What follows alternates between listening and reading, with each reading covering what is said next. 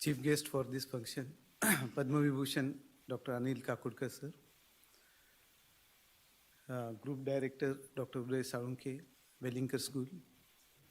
Dr. Desai, Forum for Integrated National Security. All distinguished delegates. And the most important, the author of this book, India's Nuclear Titans, Dr. Soumya Avasthi. And probably let us recall even the contribution by Dr. Baru. As probably when I was called for this particular function, I was just looking at what kind of probably a outlook what the university authority should have from the perspective of this function. Naturally, when I was looking at this book, so it has given a great satisfaction from multiple angles. One is definitely being a completely unaware of the scientific principles connected to nuclear physics, or something not connected even to the international strategies connected to calling India as a nuclear power. But I must appreciate both authors that the way they have given in the beginning only the complete introduction of the technology connected to the nuclear fusion, and then the connected scientific demonstrations. So a scientific understanding of the nuclear technology could be easily understood from the initial chapters which the authors have written. And subsequently, probably when we look at the way same thing has been looked from the international perspective, or when we look at various international authors in this area, actually the way they are looking at and the way our Indian perspective could have been, okay, that naturally differs a lot.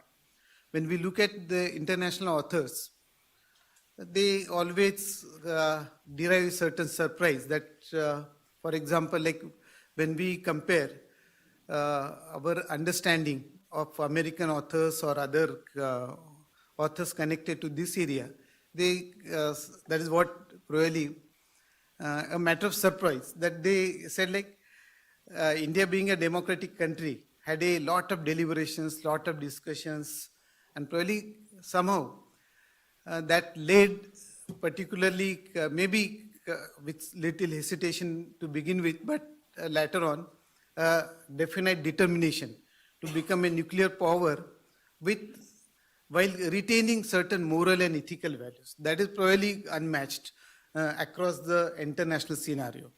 Whether we look at US, France, UK, or China. So the way they have taken up their nuclear strategies, probably for them it was an easy task as compared to our country, which is a democratic. Probably when the first Prime Minister of India, Pandit Jawaharlal Nehru, and Homi Bhabha, when they must have thought of having like an establishment of Atomic Energy Commission in 1948, of course, both of them were very tall leaders, and that is how nobody would have questioned in those days. But definitely, somebody must have thought that we do not have enough food even for our survival, and we are looking at space program, we are looking at a nuclear energy program. So that definitely, thanks to the great vision of first Prime Minister Pandit Jawaharlal Nehru and Homi Bhabha, who in fact was a great scientist as well as a great institution builder itself. And of course at international level also, Homi Bhabha, who was one of the founding member of International Atomic Energy Commission, and through his participation at Geneva event. So as a institution leader as well as a scientific technocrat, it definitely laid a good foundation of the program. However, due to its demise probably at a very unfortunate time, because both our second Prime Minister Lal Bahadur Shastri and Homi Bhabha both passed away at a very short gap of interval.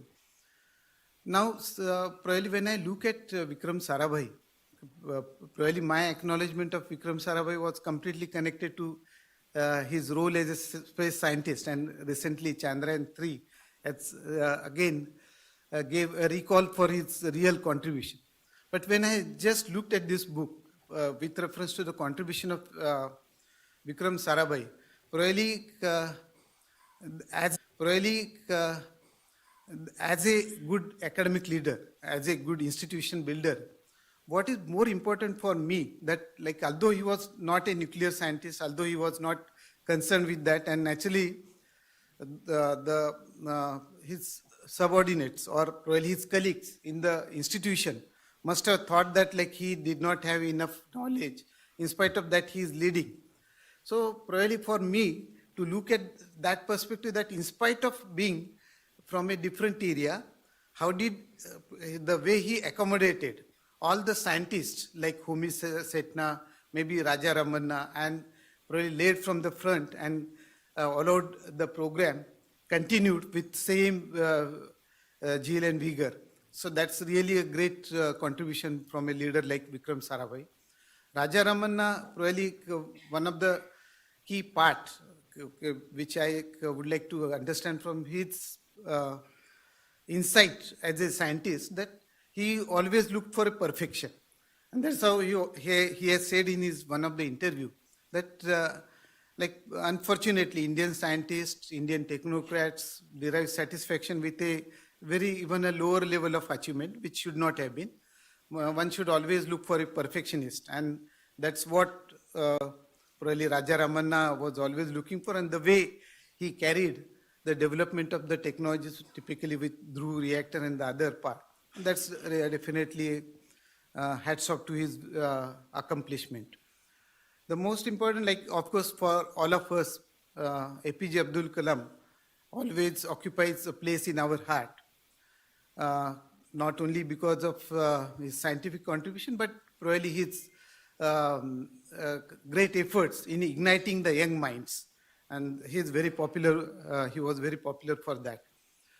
Bharat Ratna APJ Abdul Kalam, the way he has taken up a minute details while carrying out the nuclear program, particularly for missile development or other.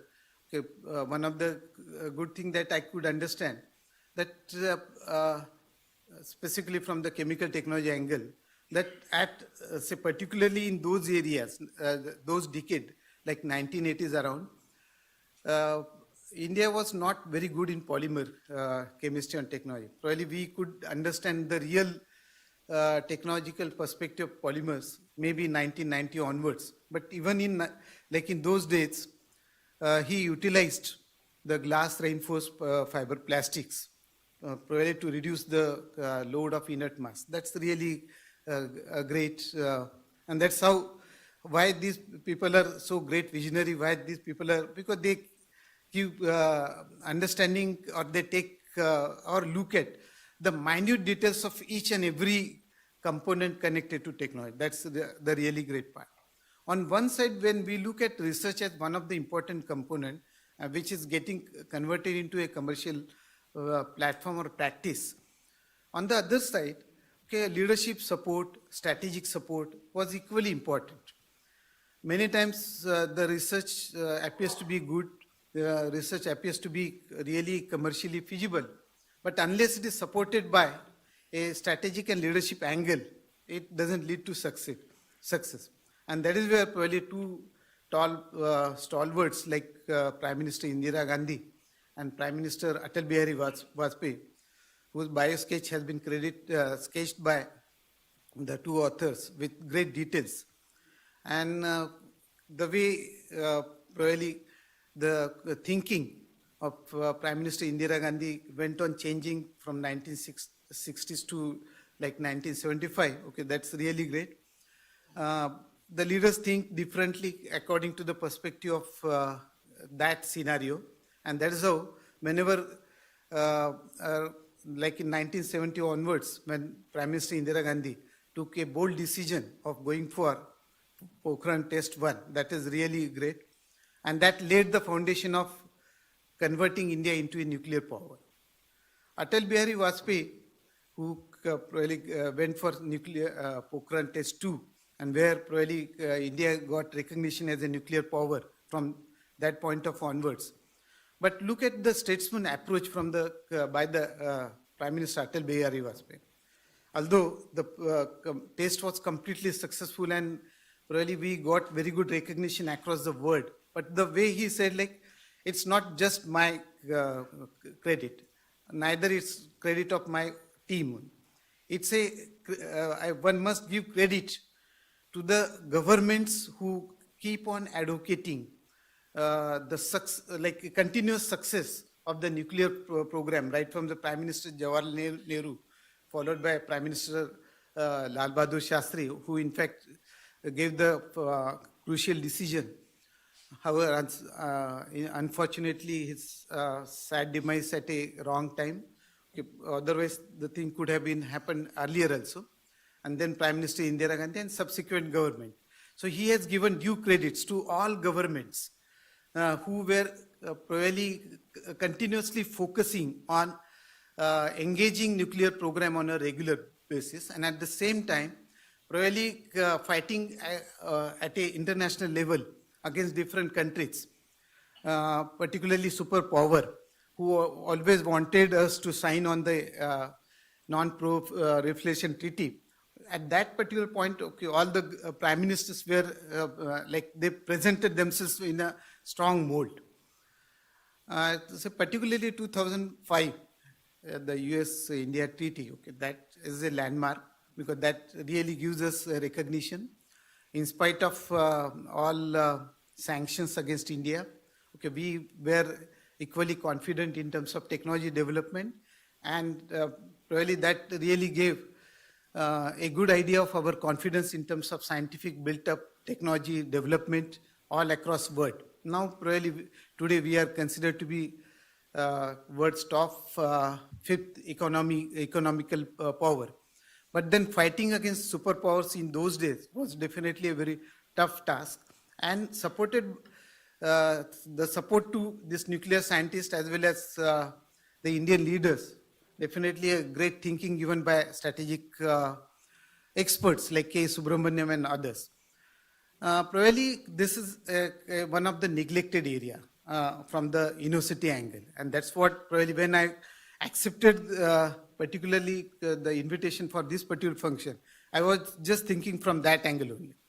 As an university, when we look at different departments, the way departments are developed and put forward, probably very few universities have really the department connected with strategic area, strategic analysis, strategic development, probably research connected to geopolitics. So many of the universities did not have. In fact, University of Mumbai, although has a legacy of 166 years of academic and research excellence, we could start the School of International Relations and Strategic Studies only in 2021. So that itself shows the great ignorance of university with reference to the strategic angle.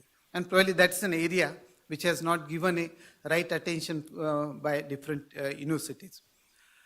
So that is where probably going through all the strategic thinkers, the universities must come forward to take up the strategic attention connected to different programs, whether it is nuclear program, whether it is blue economy, whether it is space research.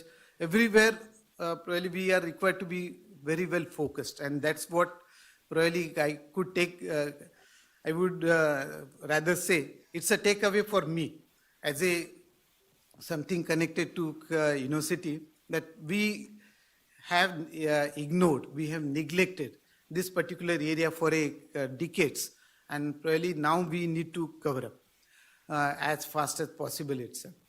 Of course, the last part, the diplomat Arundhati Ghosh. In fact, when at television across, we have heard Arundhati many times, and the way she presented with due confidence that we will never sign that treaty, the way the confidence with which she had presented, and probably provided a right level of diplomacy, thereby presenting the confidence of India across global level. That's really unmatched. So this particular book, Dr. Awasthi Madam, is really giving a complete foresight, a complete coverage from different angle. On one side, we could look at the scientific journey. On the other side, we could get an idea about political leadership who supported this program. On the other hand, we could understand from the strategic thinking and the way both of the political leaders as well as scientific fraternity have been supported by a strategic thinker. That is really a good, and like looking at even diplomats who played a great role at international level. So the book gives a really good insight. I extend sincere congratulations and best appreciation to Dr. Awasthi and Dr. Barua for presenting really details for laymen like this, laymen like me, who could understand really a complete journey of India becoming a nuclear power. So thanks to Forum for Integrated National Security for inviting me here. And definitely, as I have said repeatedly, the takeaway for me is to see that universities must work very well and support all these areas through academics as well as research. And University of Mumbai is now determined to take this in a forward direction. Thank you.